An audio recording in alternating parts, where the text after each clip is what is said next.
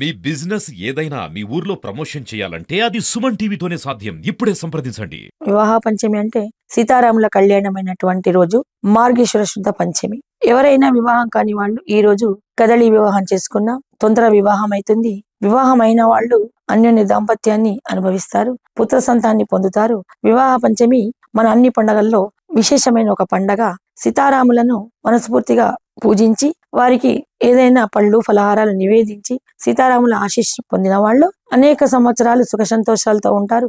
శత్రు బాధలు నివారణమవుతాయి. నరదృష్టి కూడా వివాహ పంచమి రోజు రామచంద్రునికి పూజ చేసిన వాళ్లకు నరదృష్టి నశించిపోయి వ్యాపార ఉద్యోగ వృద్ధి జరుగుతుందని మనకు పురాణాలు తెలుపుతున్నాయి. అత్యంత పరిశుద్ధమైనటువంటి దినం కాబట్టి మార్గశిర శుద్ధ పంచమి తిథి విష్ణువును సీతారాములను లేక విష్ణువుని కృష్ణుణ్ణి పూజించడం వలన అనేకమైనటువంటి శుభ ఫలితాలని పొందుతారని వివాహ పంచమి శుభ దివసం మనకు తెలుపుతున్నది. ఇంకొక విశేషణం ఏమిటంటే కదలి వివాహం అనేది అంటే అరటి చెట్టుతోని పెళ్లి గాని వరుడికి ఎన్ని సంవత్సరాలైనా ఎంత మంది చూసిన వధువులు దొరకనప్పుడు కదలి వివాహం ఈ పండగ రోజు చేయడం వలన అంటే వివాహ పంచమి రోజు కదలి మొక్క అంటే అరటి మొక్కతోని వివాహం చేసి దాన్ని ఖండిస్తారు. దీన్ని చేయడం వల్ల సప్తమ అష్టమ స్థానంలో ఉన్నటువంటి కుజదోషం నివారించబడి వెంటనే మంచి శుభ లక్షణాలు గల వధువు దొరికి వివాహం అవుతుందని ఒక ప్రతీతి ఉన్నది. ఈ పండగ రోజు ఎటువంటి వివాహ ప్రయత్నాలు చేసినా